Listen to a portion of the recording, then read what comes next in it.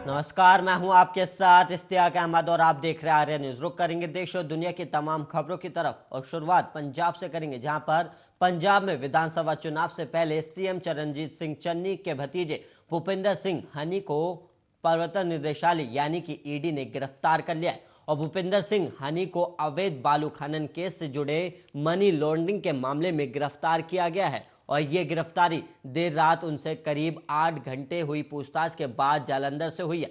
और वहीं चन्नी के भतीजे भूपिंदर सिंह हनी के घर पर करीब 2 हफ्ते पहले ईडी ने छापेमारी भी की थी और हनी के 2 सहयोगियों के ठिकानों पर भी छापे पड़े थे। और वहीं आपको बता दें कि तीनों के घर से बरामद कैश के बारे में ईडी पूछताछ करना चाहती है। और छापेमारी में करीब हनी के घर से 7.9 करोड़ रुपए कैश मिला था। और वहीं हनी के सहयोगी संदीप कुमार के ठिकाने से 2 करोड़ रुपए बरामद किए गए। और वहीं आपको बता दें कि भूपिंदर सिंह हनी और उनके सहयोगियों पर आरोप है कि फर्जी कंपनियां बनाकर मनी लॉन्ड्रिंग की गई और उन पर बालू के अवैध खनन में भी शामिल होने का भी आरोप है। और वहीं ईडी ने खुलासा किया था कि भूपिंदर सिंह हनी कुदरतीप सिंह और Sandeep Kumar providers overseas services private limited के निदेशक थे और इस कंपनी को साल 2018 में बनाया गया था। और यह काम कुदरतदीप सिंह के खिलाफ अवैध खनन मामले में एफआईआर दर्ज होने के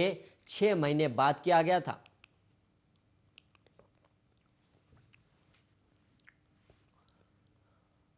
और वहीं बढ़ेंगे अगली खबर की ओर, जहां पर बीजेपी ने 6 बागियों को पार्टी से 6 साल के लिए निष्कासित कर दिया। और वहीं पार्टी प्रत्याशियों के खिलाफ चुनाव मैदान में उतरने पर बीजेपी ने बागियों पर यह कार्रवाई की है। और नामांकन वापसी के बाद भी पार्टी ने इन बागियों को मनाने की कोशिश की थी, लेकिन बात ना बनने पर सख्त रुख अपना लिया। और वहीं 6 अन्य बागियों पर भी पार्टी जल्द कार्रवाई कर सकती है। और वहीं जानकारी के अनुसार पूर्व विधायक और रुद्रपुर से चुनाव लड़ रहे राजकुमार ठुकराल, कर्णप्रयाग से लड़ रहे टीका प्रसाद मैखुरी और धनोल्टी से लड़ रहे महावीर सिंह रांगड़ और वहीं डोईवाला से लड़ रहे जितेंद्र नेगी और कोतवाल से धीरेन्द्र चौहान और भीमताल से लड़ रहे मनोज शाह को पार्टी ने 6 साल के लिए निष्कासित किया है।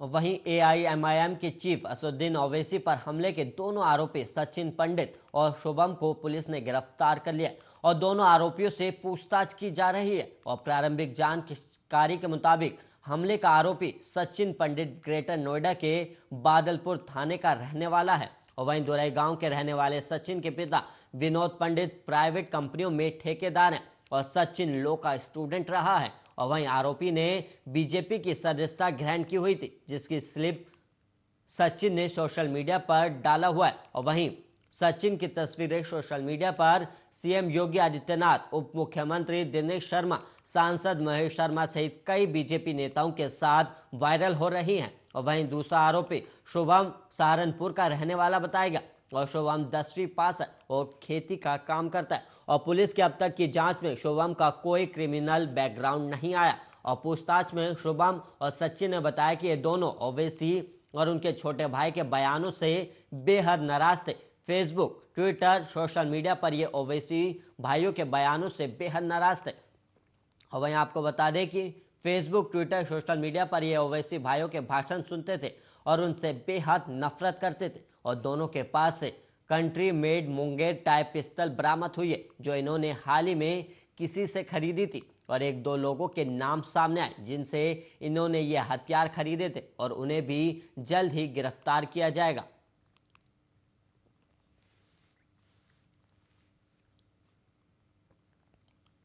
वहीं यूपी समेत उत्तराखंड और अन्य राज्यों में होने वाले विधानसभा चुनावों में अब कुछ ही दिन बाकी है। और वहीं राजनीतिक दलों के तमाम दिग्गज नेताओं समेत अब पीएम मोदी भी चुनाव प्रचार में उतरे हैं। और पीएम मोदी आज एक बार फिर पश्चिमी यूपी के 5 जिलों की जनता पार्टी के कार्यकर्ताओं को वर्चुअल रैली से संबोधित करेंगे। और वहीं आपको बता दें कि इससे पहले पीएम मोदी ने 31 जनवरी को यूपी के पश्चिमी उत्तर प्रदेश के 5 जिलों को वर्चुअल रैली से संबोधित किया था। और इस बार जो जिले इसमें शामिल है वो हैं मेरठ, गाजियाबाद, अलीगढ़, हापुड़ और नोएडा है। और वहीं इस दौरान मोदी 5 जिलों की 23 विधानसभा सीटों की जनता से भी जुड़ेंगे, जिसमें फिजिकल रूप से करीब 1 लाख लोगों के शामिल होने की उम्मीद है, तो वहीं वर्चुअल एंगेजमेंट के जरिए करीब 20 लाख लोगों को जोड़ सकेंगे।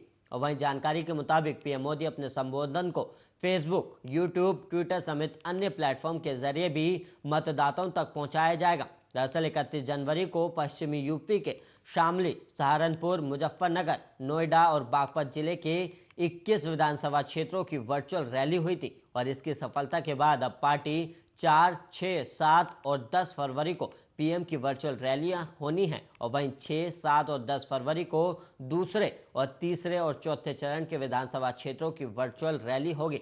और वहीं बताया ये भी जा रहा है कि व्हाट्सएप ग्रुप और मोबाइल संदेश के जरिए लोगों को रैली से जुड़ने के लिए लिंक भी दिया जाएगा। और पीएम मोदी इसके अलावा उत्तराखंड के 5 जिलों अल्मोड़ा, बागेश्वर, चंपावत और पिथौरागढ़ के 14 विधानसभाओं को भी संबोधित करेंगे। और बीजेपी उत्तराखंड के 10 लाख लोगों तक संवाद का लक्ष्य लेकर चल रही है।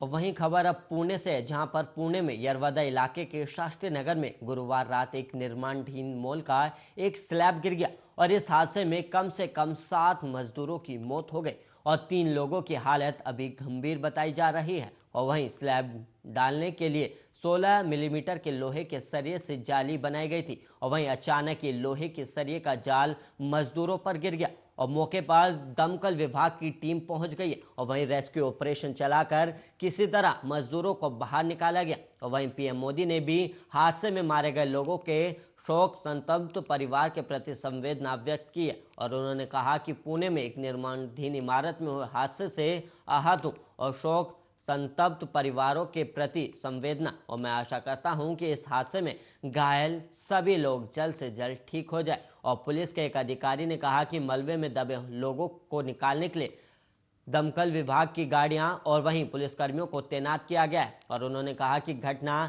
इमारत के बेसमेंट में हुई है और ये डीसीपी पुणे पुलिस ने यह भी कहा कि यहां एक मॉल का निर्माण कार्य किया जा रहा था, तभी एक भारी लोहे का ढांचा ढह गया और सभी मजदूर बिहार के रहने वाले बताए गए। और वहीं ढहने के कारणों की जांच अभी जारी है और पुलिस उपायुक्त रोहित दास पवार ने बताया कि कम से कम 7 लोगों की मौत हो चुकी है, जबकि 3 लोगों की हालत गंभीर बनी हुई है। और उन्होंने ये भी कहा कि घटना उस वक्त हुई जब मजदूर वहां काम कर रहे थे और उन्होंने ये भी बताया कि घायलों को अस्पताल ले जाया गया है।